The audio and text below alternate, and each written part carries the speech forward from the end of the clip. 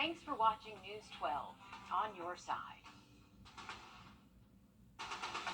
From the station that's on your side, this is News 12, First at 5. Today marks 22 years since the deadliest terrorist attacks in U.S. history. And this is a live look at the world, actually outside of our station here on 9/11. Lower Manhattan is the September 11th Memorial Museum there up in New York. A much different view today after those deadly attacks 22 years ago. So many of us remember exactly where we were, what we were doing when we heard our nation had been attacked. You're looking at video from that day. Gosh, it feels like yesterday, but a lifetime ago at the same time. 19 men hijacked 4 U.S. planes and crashed them into New York City's World Trade Center, the Pentagon building in Washington, D.C., and a field in Shanksville, Pennsylvania. Nearly 3,000 people died and more than 6,000 others were injured.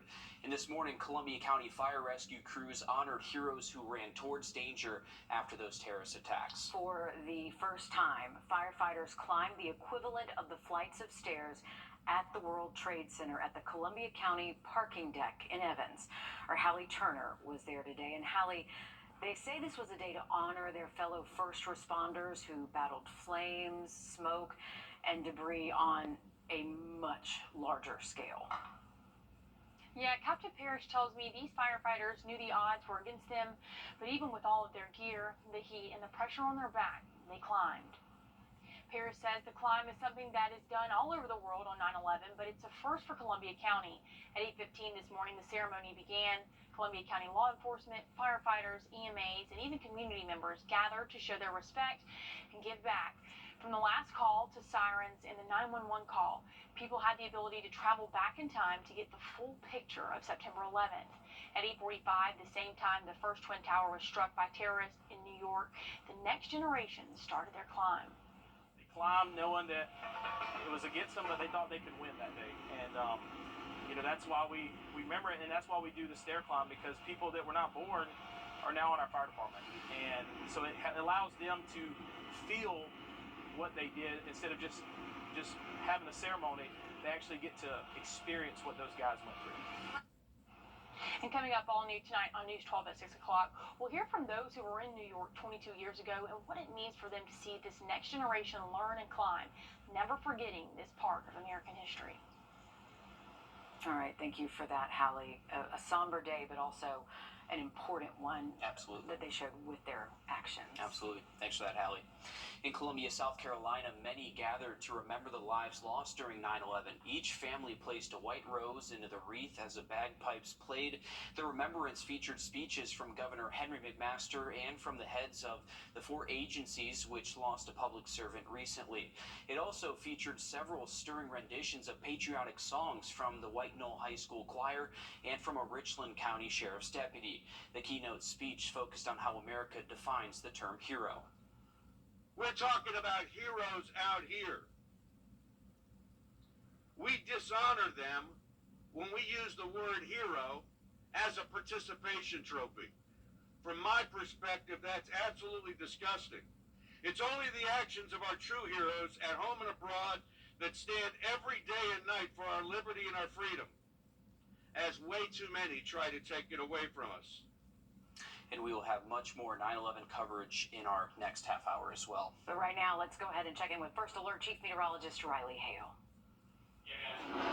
Just a few showers and thunderstorms popping on our First Alert radar network this afternoon. Nothing too widespread out there, but if you are heading out this evening, up until around sunset, we are going to have at least just kind of widely scattered coverage of these downpours across the region. Here's a more zoomed-in view for us here around Augusta. So we do have one tiny little downpour right over Evans and eastern Columbia County. Across Warren County, you got a few bubble-up downpours there, and then less coverage the further east you go, but really can't rule out any one spot in the CS area to see some rainfall over the next several hours. Once again, zoomed in here, Evans, Martinez, you are seeing some light to moderate rain there, so just around the Washington Road area, all the way to Fury's Ferry as well. Now, the heat index, that's been a big story today. We got a little taste of fall last week, but unfortunately feeling more like summertime today, feeling like the mid to upper 90s across most spots, and it is going to stay pretty warm and toasty again on Tuesday. Any evening plans? if you're staying in one spot, your chance of seeing rain is 20% or less. But if you're going to be moving around, you may encounter a quick shower. Temperature-wise, we should stay in the 70s once we get to around 8 o'clock and heading into most of the overnight. Have an update on a little bit cool down heading our way late this week in just a bit. Let's get a quick update on your First Alert traffic. And now, First Alert traffic.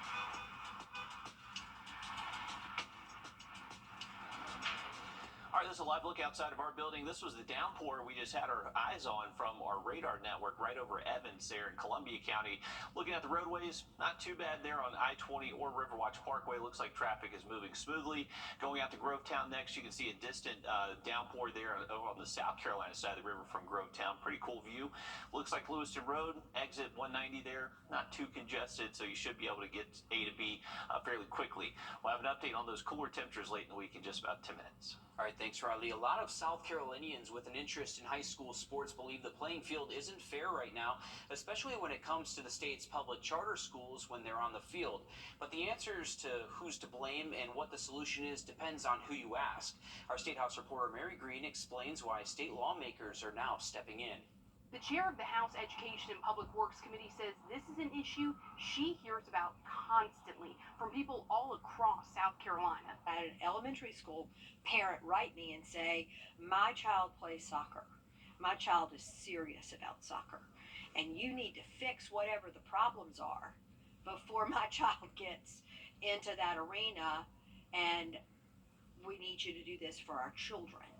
That's how important it is. That's why Chair Shannon Erickson says she formed this committee to figure out what should be done at the State House to fix it. Several bills have already been filed, including ones that would create a new governing body for high school sports under the State Department of Education that would require charter and private schools move up classifications and play against larger traditional public schools, and that would restrict charter schools' postseason participation. The committee held its first meeting Monday and heard from Commissioner Jerome Singleton of the South Carolina High School League. He told lawmakers the biggest challenge they're facing is the lopsidedness, as he describes it, in the league's lower classifications, where most public charter schools and private schools compete, and some have dominated. But Singleton says a temporary law that the General Assembly has enacted called a proviso prevents the league from balancing out the playing field. There are some where it may have to be an adjustment made to some schools and not all schools. So that the proviso says that all schools have to be treated the exact same. Well, that kind of puts us a little bit in a bind, because to be able to create the level playing field, we need to have the authority to address them as we see fit. And the situation has ratcheted up this fall. For example, here in the Midlands, a handful of traditional public high schools have said they will forfeit football games against the powerhouse public charter school Gray Collegiate Academy. At least one of those schools says it's because they feel it would be bad for morale for their players to compete against Gray Collegiate, which has now lined up games against schools from outside South Carolina to fill its schedule. Reporting from the State House, I'm Mary Green. All right, thanks, Mary. There's no statutory deadline for this committee to submit recommendations as well. Well, coming up, a Fulton County church is giving back to the community in a huge way and a unique way, and church members say it's paying off big time. Riley? Well, high temperatures tomorrow are going to remain pretty hot, most likely near 90 tomorrow, but we are going to see a late week cool down head our way. While we'll full look at that forecast just after the break. These flags are at half staff, but what does that mean to students who weren't alive 22 years ago? All new on News 12 at 6 o'clock. We'll be talking to educators like those here at Greenbrier High School on how they're remembering and teaching forward 9/11 to the next generation. Time and 10. All right, welcome back as we check in with First Alert Chief Meteorologist Riley Hale. And I don't know about you guys, but I am ready to bring out the sweaters. Sweater weather needs to get here. It's too hot. Yeah, because football. Once college football starts, I mean, I know high school football, it's always hot for high school football at the beginning, but come on now. I know. We're in college football. It's time. And I think it's even worse kind of getting this late into September after we've had maybe one little taste of what fall could feel like for us. But once we get days like today where it's just feeling right back in summertime, I feel like it feels a lot worse than how this was feeling in July. But Other than the heat and humidity, not a bad day out there. We have a few spots that we are tracking some shower activity around, but you can see there is some blue sky from our Beach Island camera. So kind of depending on where you're at, you're either dry or seeing a little bit of some rain out there. 90 degrees, feeling like 94, so there is more humidity in the air, and that's why it's feeling a little bit worse for us today. Here's a live look at our radar network. So you can see there are just these tiny little downpours, and a couple of them are producing some lightnings. Down there in Washington, Jefferson County, just south of Louisville, there is one tiny little storm. So if you are underneath these, they are producing some heavy rain, and lightning definitely going to be a threat, but not expecting a lot of severe weather. But we're going to keep these in play across the region, at least through around sunset. By around 9-10 o'clock, we should be done with the rain for the overnight. So for the rest of this evening, temperatures not feeling too bad for us. We're just going to drop down into the 70s once we do get past sunset. Now, the heat index out there, as we were looking at earlier, still feeling like the mid and upper 90s, even close to 100 in a few locations. This is the good news. Heading our way late into the week, the heat index is going to drop like a rock. So we are expecting a cold front to show up late Wednesday. Behind that front, Thursday, Friday, all the way through our weekend, we're going to drop our temperatures below average. Not only with the high temps, but also with our morning lows. It's actually going to feel really good out there waking up early Friday, Saturday, and Sunday morning. Here's a look at our rain chances. So kind of like today, we'll have just those widely scattered downpours across the area Tuesday and Wednesday. But once that front pushes through Wednesday night, we do dry out Thursday, and looking to hang on to dry weather all the way through the weekend, and that's when we get to enjoy some nicer feeling air as well. But if you are going to be out and about next couple of afternoons, just keep that rain gear close by. Also have that First Alert weather app nearby as well, so you can get those alerts in case some lightning is getting close to you for outdoor plans. Here's the way it's looking. So this is kind of a current view of what's looking like right now, but as we get past sunset, most of that should fizzle out once we lose our daytime heating. So mostly dry overnight. Temperatures will fall down close to 70 by daybreak tomorrow morning, so still a pretty muggy start to the day for September standards. Tuesday afternoon, once we add in that sun's energy, should be able to pop up just widely scattered downpours across the area. So heavy rain in a few spots, but nothing that looks like a complete washout. By the time we get to Tuesday night, still hanging on to the chance maybe for a stray shower or storm. Wednesday is when the front arrives, so we're likely going to see the chance for some showers and storms ahead of that front. But as this continues to move on through, we'll drop our rain chances into Wednesday night. Thursday is going to feel much better for us, especially once we get back this northeast wind. That's going to bring the drier air, and we'll most likely see some clouds Thursday with high temps generally in the low to mid 80s, and then we're waking up in the 50s by this weekend. So look at this, 56 for a low temp Saturday. I would imagine most temperatures out there early Saturday morning are anywhere from around 56 to 59 degrees. So it is cool, but technically speaking, this summer, our coolest low temp this summer was actually in June when we got down to 52 degrees, believe it or not. So I technically can't say this is the coolest weather we've seen all summer long, but it is going to feel good later in the week. All right, thanks, Riley. It's a higher power providing a helping hand and a blessing provided by the Cross Atlanta Church in Forsyth County. Adam Murray explains how.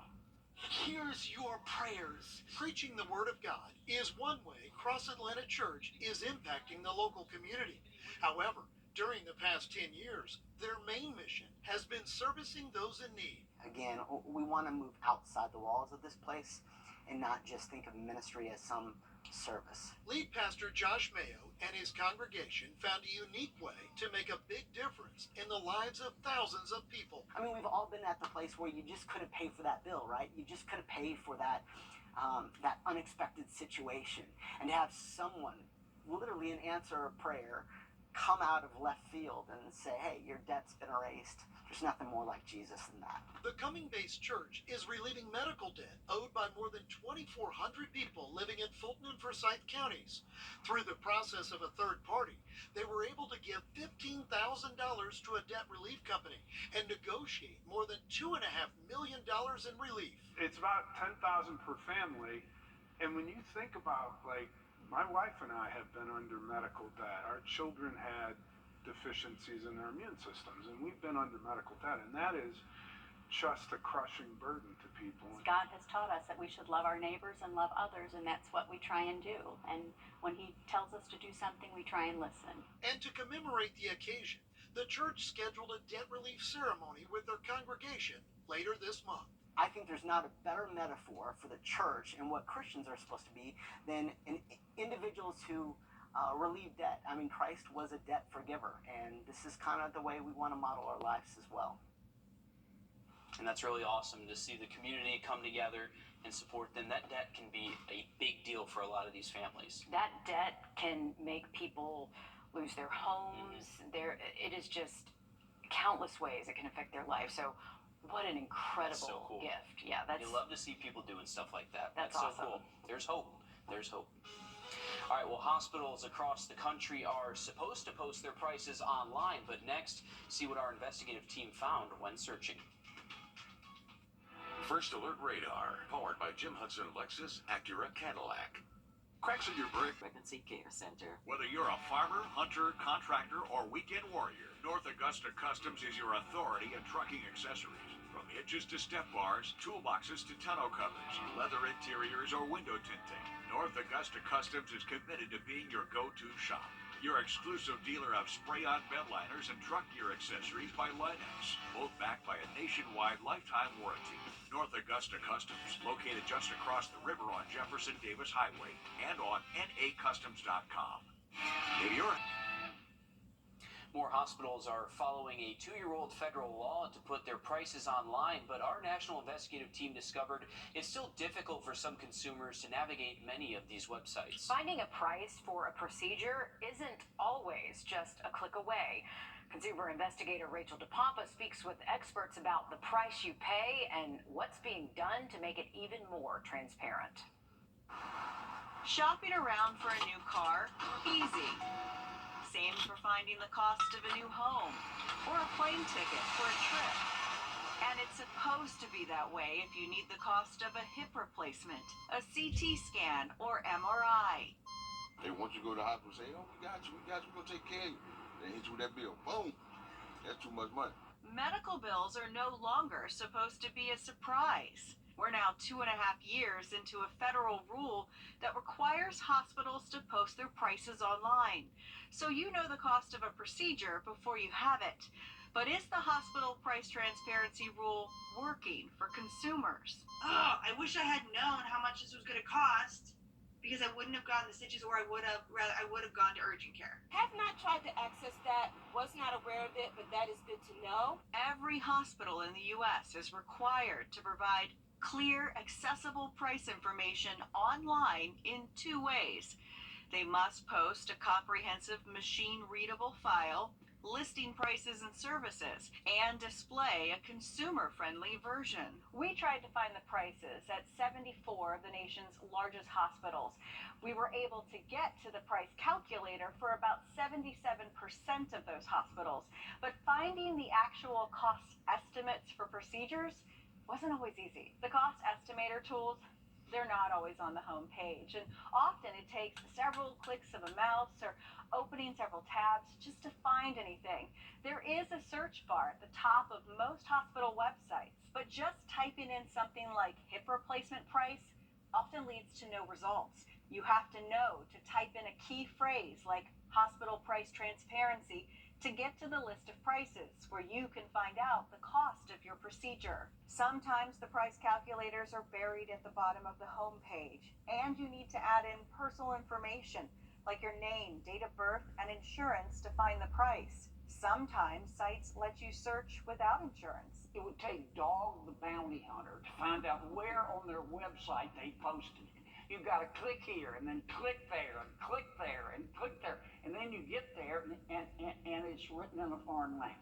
CMS wouldn't do interviews, but told us in a statement it's committed to ensuring consumers have the information they need to make fully informed decisions regarding their health care.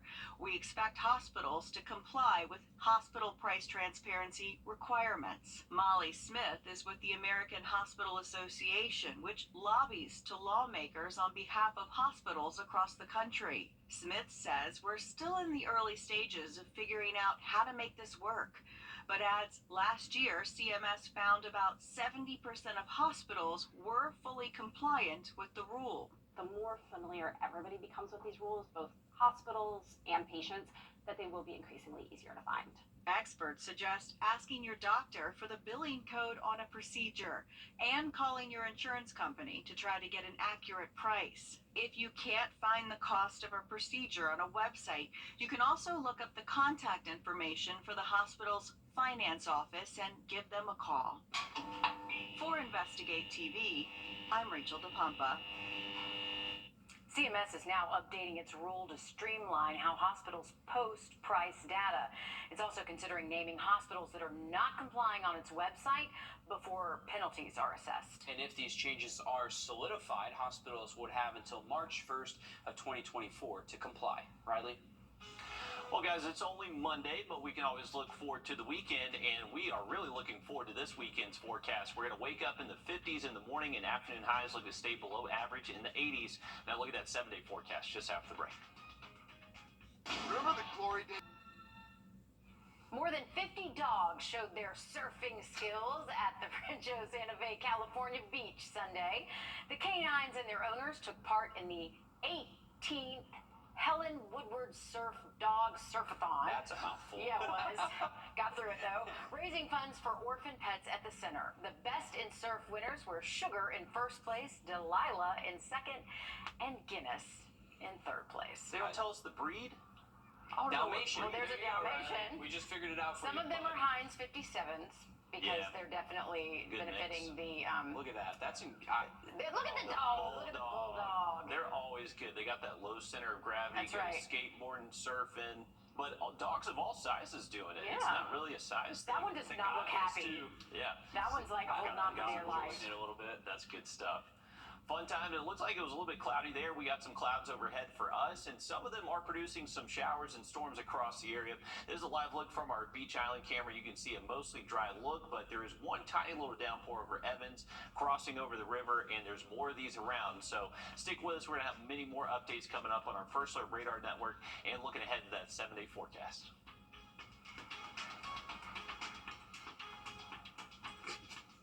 On air.